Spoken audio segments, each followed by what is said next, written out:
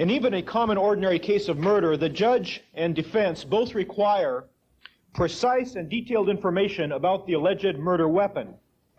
If the detailed weapon is a pistol, for example, the court demands to know the make and model of the firearm, precisely how it was used to commit the crime, how the murderer used the weapon, and so forth. An expert witness will be called in to testify about the weapon.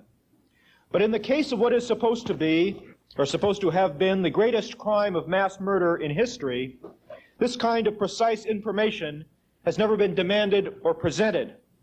Instead of precision, there is complete confusion. It's important to realize that the Holocaust story we hear today differs in many significant ways from the story that was told at the Great Nuremberg trial and in the decade after the end of the Second World War. For example, we no longer, or only rarely, hear the stories told at Nuremberg of gassings at Dachau and Buchenwald, or stories about steaming or electrocuting masses of Jews, or stories about manufacturing bars of soap from the corpses of murdered Jews. To make a comparison, imagine a murder trial in which the prosecuting attorney argues vehemently and at great length that the defendant killed his neighbor in the kitchen with a shotgun, and to prove the case, the prosecution presents witnesses who swear that they saw the defendant commit the crime just that way. And then, after the trial drags on for a few months, the prosecuting attorney argues just as fervently that the defendant instead died in the basement of knife wounds, and presents witnesses who claim to have seen the accused commit the crime that way. And all this, even though no corpse has been found, much less examined, and no expert report has ever been made of the alleged murder weapon. And in addition, the prosecution makes no effort to explain the contradiction. Ladies and gentlemen, until early last year, our next speaker, like most Americans, basically accepted the Holocaust extermination story.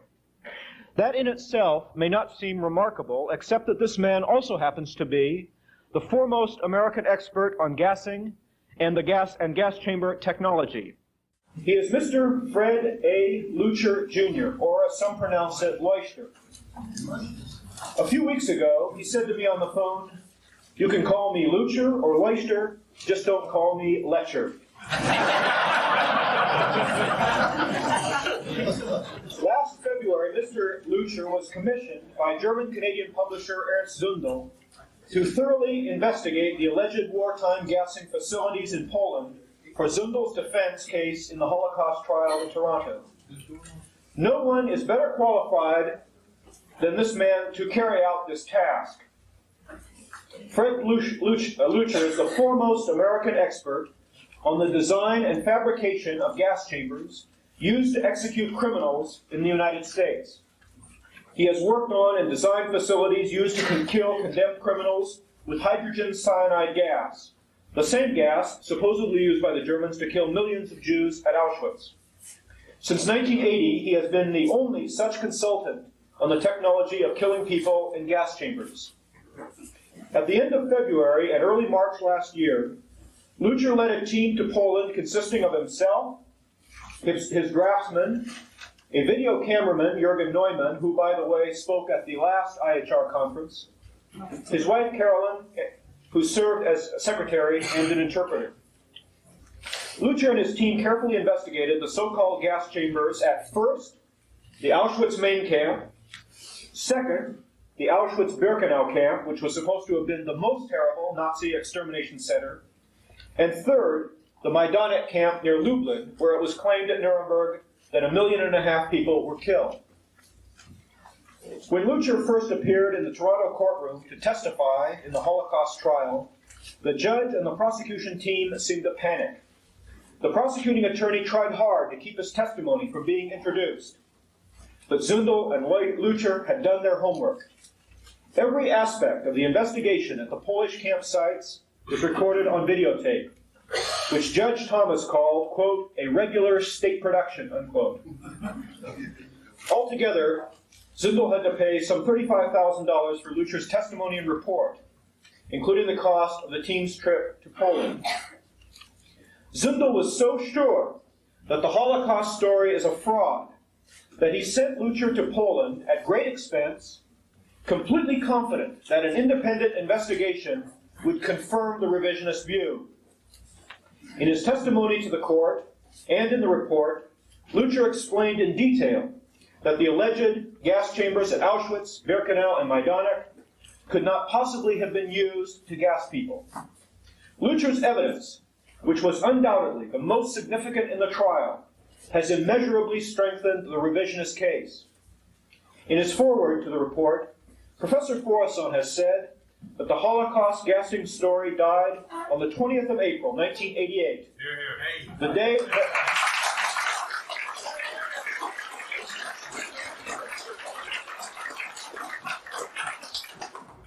that Leuchter began his courtroom testimony.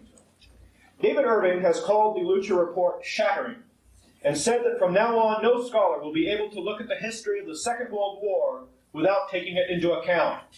The report also impressed Canadian journal Doug Collins, who called it devastating. Our next speaker's investigation, testimony, and report demolishes the core of the Holocaust legend, the Auschwitz gassing story. So far, no one has tried to refute his report or findings. But ladies and gentlemen, this evidence cannot be ignored forever. It is already circulating widely around the world. The French edition of the Leuchter report was sold in periodical shops throughout France, and the entire first German edition quickly sold out. A Portuguese edition has already been published, and editions in Italian, Dutch, Spanish, and Russian are expected soon. In Australia, 7,000 copies have been distributed to the media, political leaders, and so forth by the Australian Civil Liberties Union, which is headed by IHR editorial advisor John Bennett.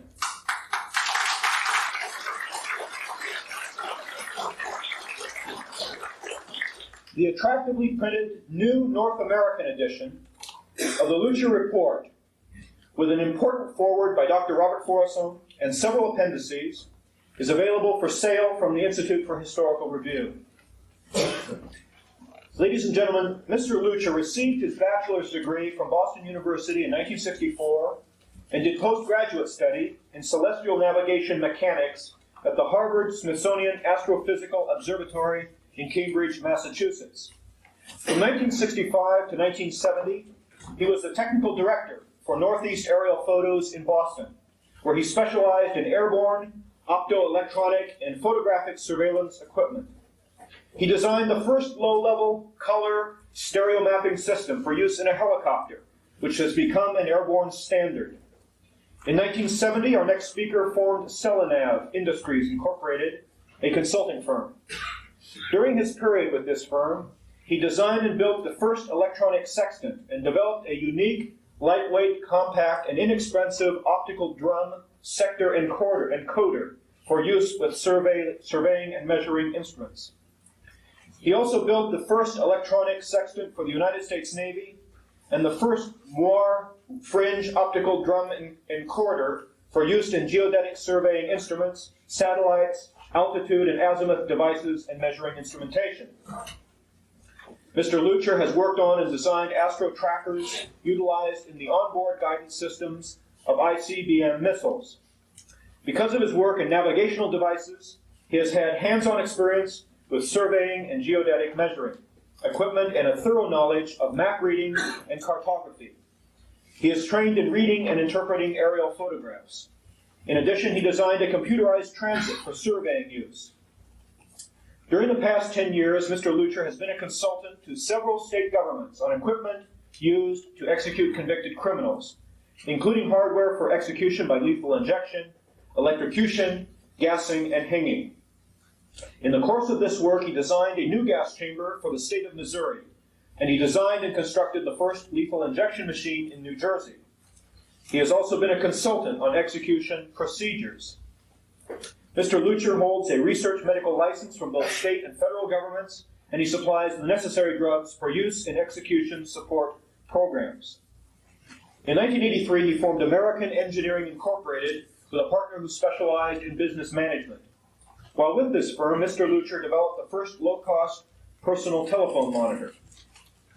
In 1987, he formed Fred A. Leuchter Associates, a consulting engineering firm specializing in general consulting and on the design and construction of prototype hardware.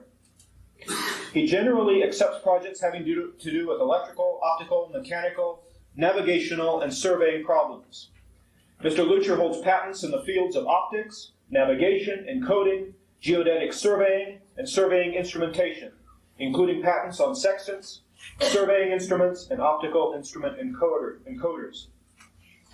Mr. Leuchter has been a forensic engineer consultant and has testified as an expert in courts in the United States and Canada. He is the co-author of a scientific paper which was read at the 1980 annual conference of the Institute of Navigation at the U.S. Air Force Academy in Colorado Springs.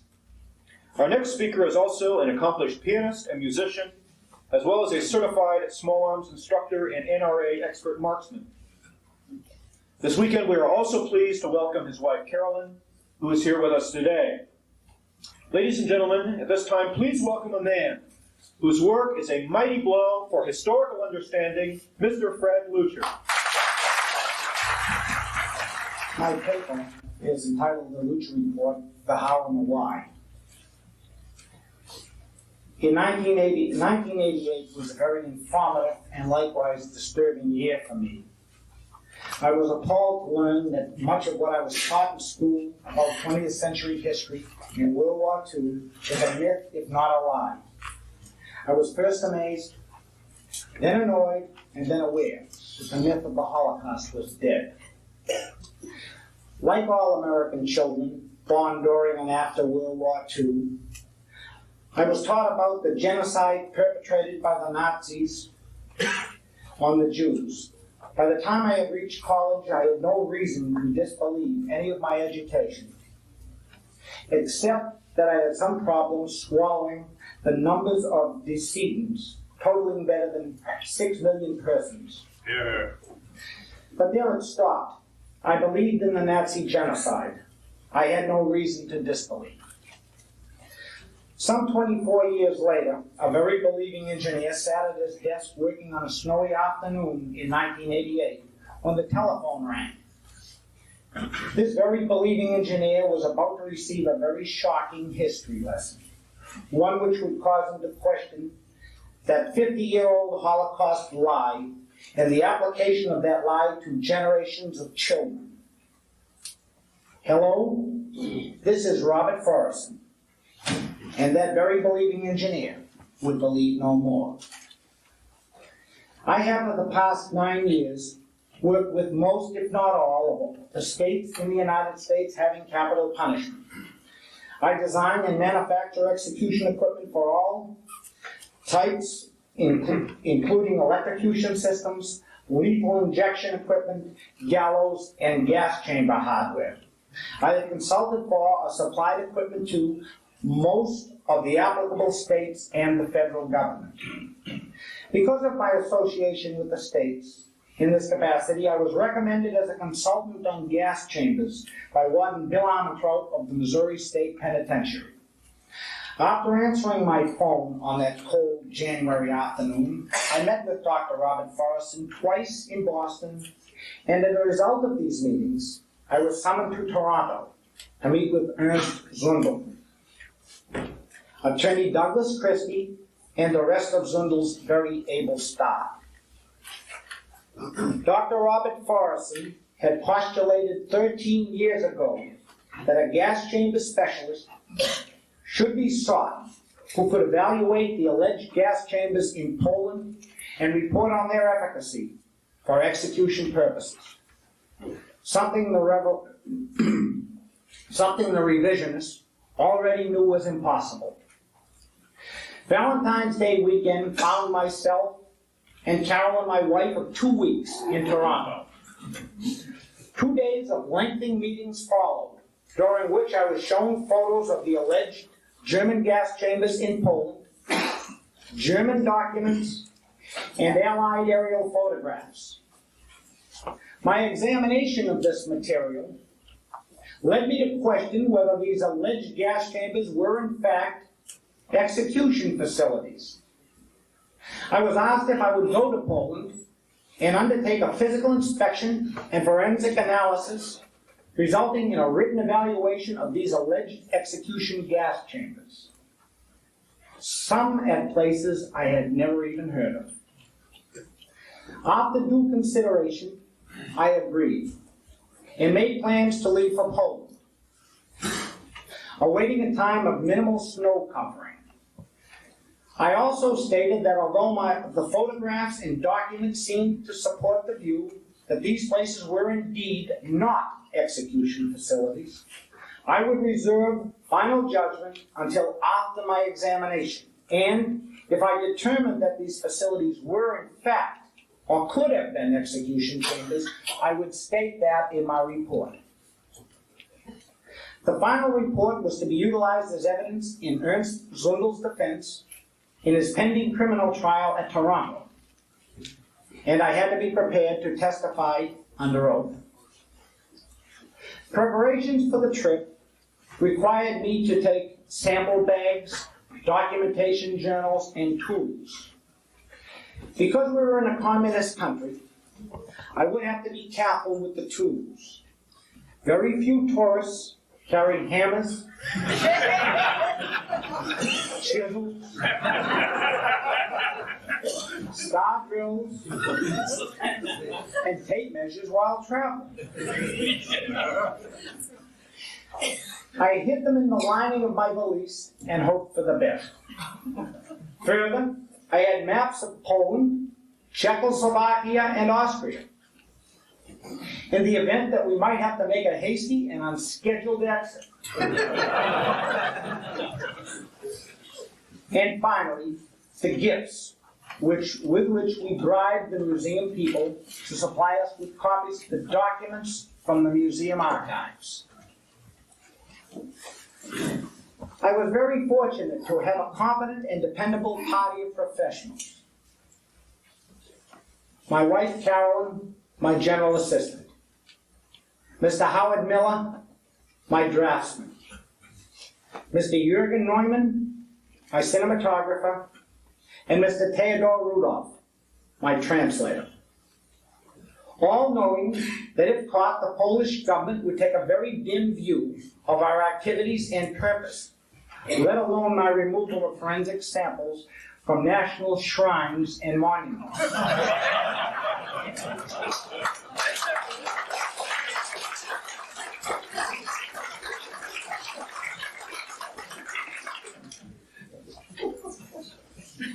And the two ex officio members of our party, Mr. Ernst Zundel and Dr. Robert Forrest, who for obvious reasons could not accompany us in person, but who nevertheless were with us every step of the way in spirit.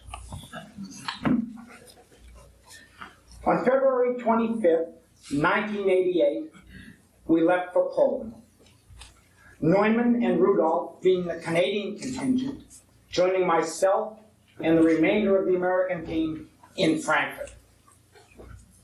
We returned home on March 3rd, 1988. These are the chronicles of that trip. We arrived at Krakow in the late afternoon and spent our first night at the Hotel Orbis. We consumed the first of our 3 decent meals while in Poland.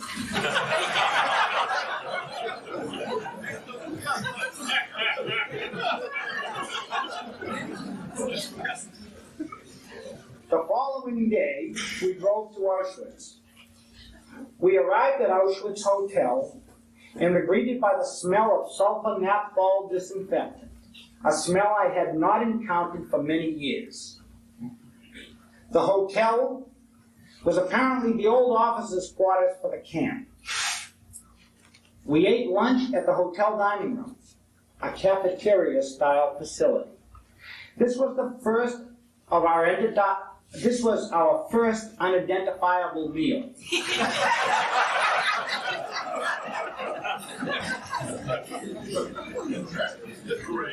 A starch soup and sundries. We made a reconnaissance tour of the camp, lasting into the dim light of the Polish afternoon, and several snow squalls, a common occurrence. We ate no supper, in that we found no place to eat in Auschwitz after sundown on our first evening. The following day, we began our work in the alleged gas chamber at the Auschwitz facility. Unfortunately, we were unable to accomplish much due to the constant interruptions by both official and unofficial Sunday tours. Carolyn stood guard at one entrance and Theodore at the other, advising myself, Jürgen, and Howard of their arrival. It was too dangerous to take forensic samples and tape measure, so we left for Birkenau about noon. At Birkenau, we began a 4-hour walk into the damp Polish cold through snow squalls so dense we could not see each other at a distance of a few feet. Unfortunately, we did not expect to spend that much time walking through the camp, and that vehicles are not permitted within the camp. And we left Carolyn behind in the car. Since we forgot to leave her the keys, she nearly froze in the Polish afternoon. We visited the barracks, premise 2, 3, 4, and 5, and the sauna, and the alleged burning pits. We took samples, documented our activities on videotape and in still photos, and made scale drawings of these facilities, carefully documenting the removal locations of all of the forensic materials. We had to break into the sauna building, since it was locked. At Prema 2, I descended into the depths of the alleged gas chamber, a wet, dank, subterranean place not visited by man in almost 50 years, since the building had been reduced to rubble, probably by a German military demolition team. Fortunately, there were fewer guards and pedestrian traffic, making working conditions considerably better than they had been earlier at Auschwitz. Being somewhat smarter for our empty stomachs of the evening before, we found and ate at the restaurant at the bus station, the only legitimate restaurant in Auschwitz. We returned to the Auschwitz hotel for the night. The following day, Monday, we again began our work at Auschwitz, the Sunday tours being over. We were able to get our samples, tapes, and documentation. We had by this time obtained blueprints of the alleged gas chamber facility in question. We also verified the floor drain existence for the periods of the alleged gas chamber usage. Upon completion at Auschwitz, we drove again to Birkenau to take our control sample from delousing facility number 1. Unfortunately, this building was locked, and again we had to break and enter in order to access the delousing chamber. Again, we ate at the bus station and retired early to the Auschwitz hotel. On Tuesday morning, while awaiting Theodore's unsuccessful attempt to obtain a can of Zyklon B from the camp officials, Jürgen and I made a videotape of locations within the camp.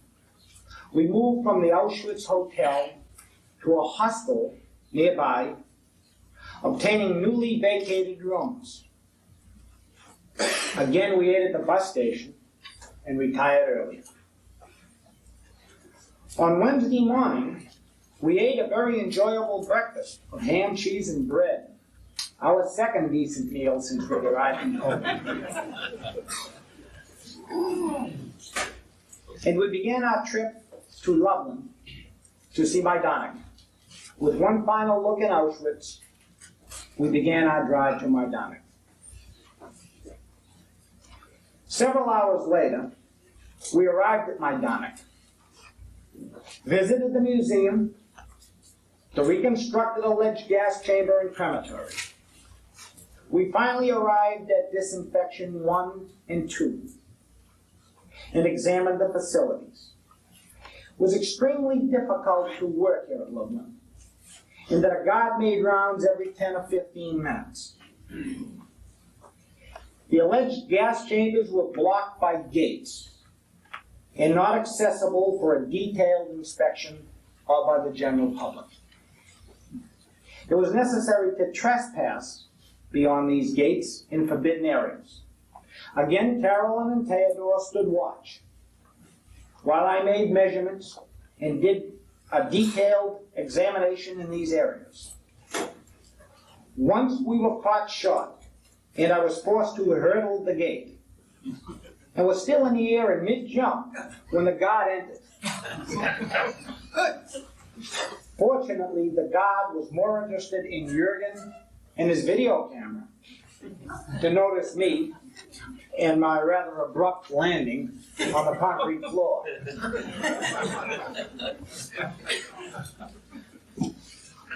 The camp closed early afternoon, and the guard rather nastily told us to leave. By 3 o'clock, we were en route to Warsaw, a trip which would take 5 hours through rain and snow. Our hotel reservation had been fouled up, and fortunately, with the help of an embassy official, we were able to secure rooms at another hotel. We had our third edible meal in Poland that evening, and went to bed in preparation for our trip home on Thursday. The following morning, we had breakfast and proceeded to the airport for a return trip. We boarded the Polish airline plane after clearing customs, my suitcase containing 20 pounds of the forbidden samples, fortunately which were not found. I did not breathe easy until we cleared the passport checkpoint at Frankfurt. Our team split at Frankfurt for return trips to the United States and Canada, respectively. Upon our return to the United States, I delivered the forensic samples to the test laboratory in Massachusetts. And upon receipt of the test results, I prepared my report, combining my knowledge of gas execution facilities and procedures with the research I had completed at crematories in the United States and with retort manufacturers, the results of which I believe you're all familiar with. Upon completion of my report, I testified at Toronto, but that is another story for another time. The findings, as I think everybody is familiar with now, and I assume everyone in the audience has either seen it, not is possessing their own copy of the report. But relative to the gas chambers and the crematories, I would like to discuss some of my findings at this point. What is important about this report are the results that were published. Categorically, none of the facilities examined at Auschwitz, Birkenau, or Lublin could have supported, or in fact did ever support, multiple executions utilizing hydrogen cyanide, carbon monoxide, or any other allegedly or factually lethal gas. Based upon very generous maximum usage rates for all the alleged gas chambers, totaling some 1,693 persons per week, and assuming these facilities could support gas executions, it would have required 68 years to execute the alleged number of 6 million persons.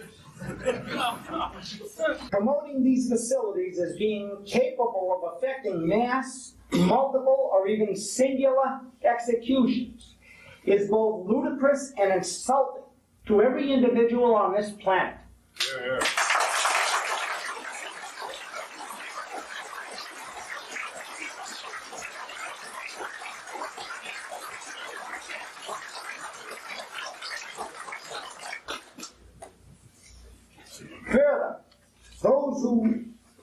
Those who do promote this mistruth are negligent and irresponsible for not investigating these facilities early and ascertaining the truth before indoctrinating the world with what may have become the greatest propaganda ploy in history.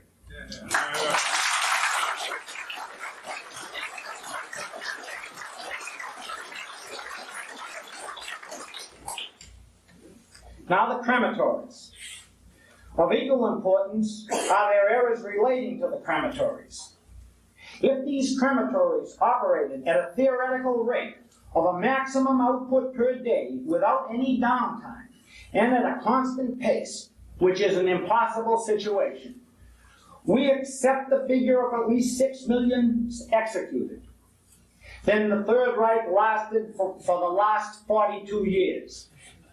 Since it would take 35 years at an impossible minimum to cremate these 6 millions of souls.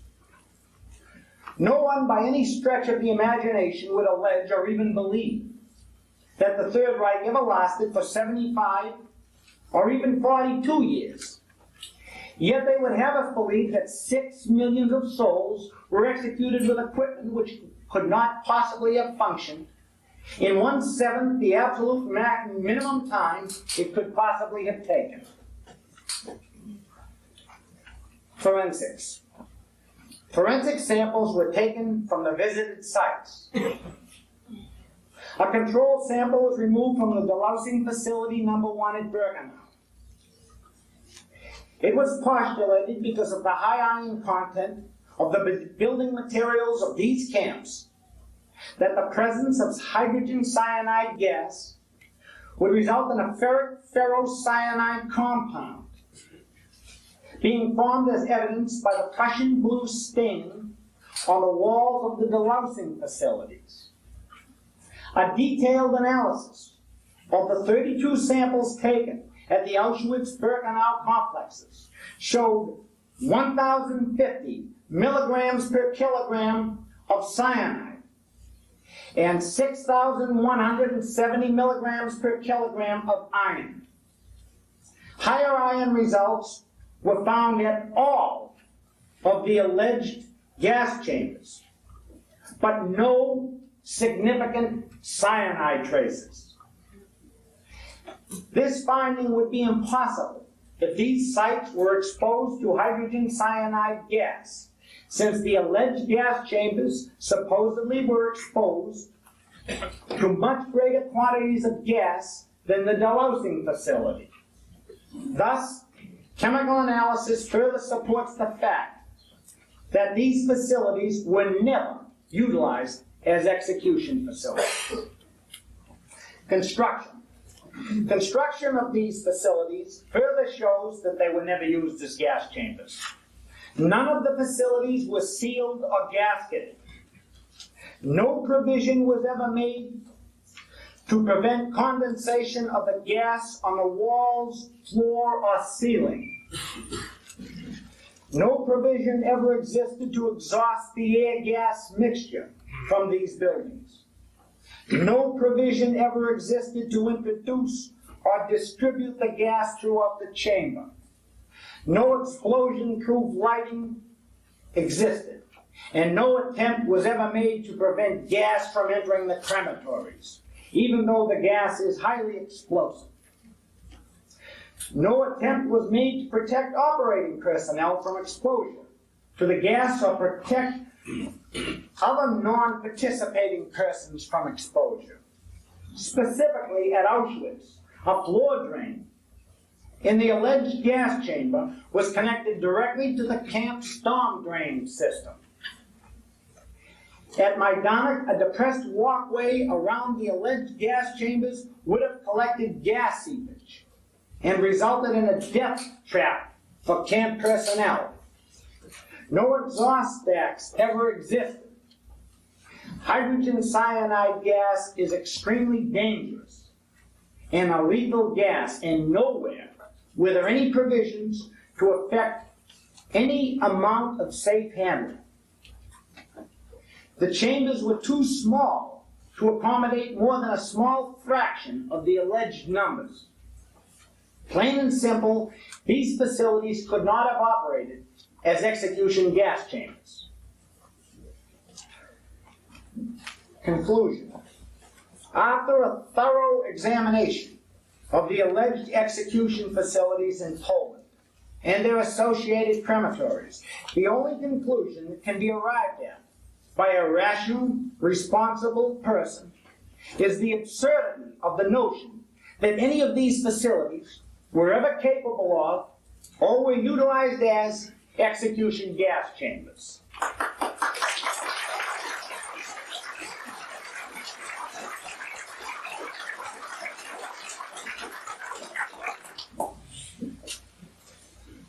I stand here before you at the 9th International Revisionist Conference,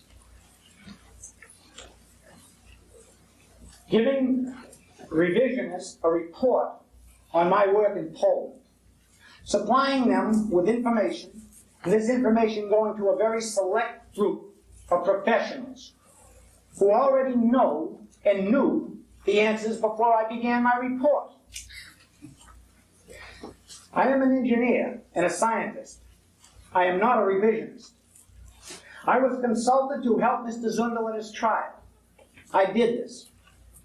But because of what I have seen, I have a compelling urge and perhaps a responsibility to countless generations who come after me.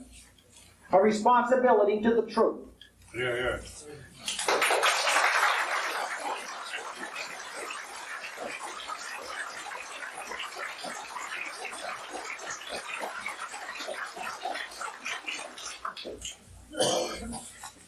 Because of this responsibility, I asked everyone here today to join me in formally calling the world scientific community, the world political community, and the world's historical community to join efforts to form an international commission of scientists, historians, and scholars to investigate the facilities in Poland and make an impartial report on their findings to the world at large.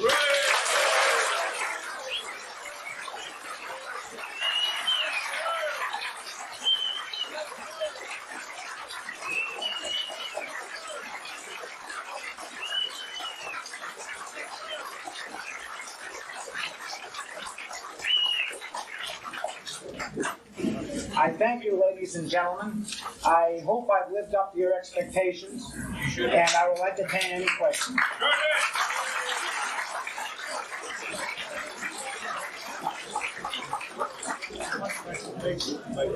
Oh my. So we'll take questions now. If you would go to the microphone, please, to answer them, to ask the questions.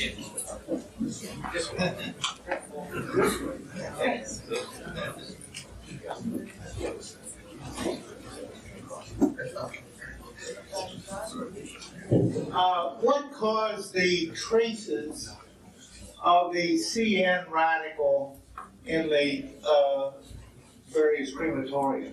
Do you have any information on that? I would guess that at some point these crematoria were fumigated.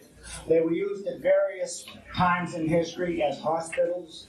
They were used as an area of bomb shelter. They were used for purposes other than, as we all know, execution facilities. They were essentially, and they were probably and most likely built as morgues. And I'm sure that periodically, as with all of the buildings at any of the facilities that we've looked at, there was extermination of vermin by novel pest control personnel.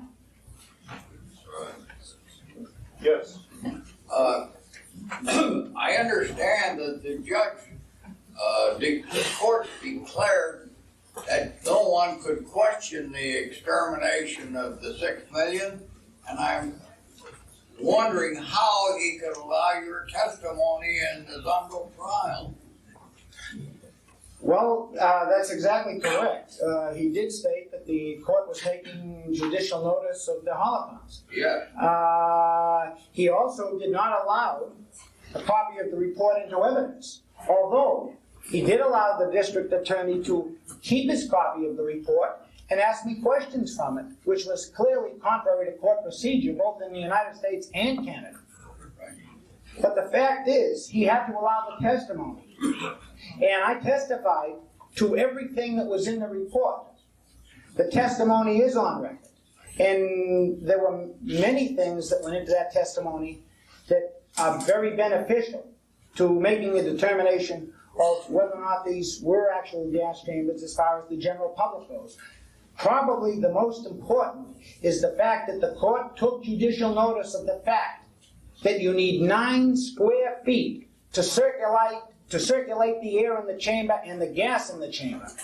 Without that 9 square feet, you cannot distribute the gas throughout the chamber, and as a result, you're going to kill very few people, assuming that's what you're using the facility for. Since the 9 square foot rule applies, that cuts the number of people that could be executed in a chamber at any one time down to something below 1/3 of the alleged numbers.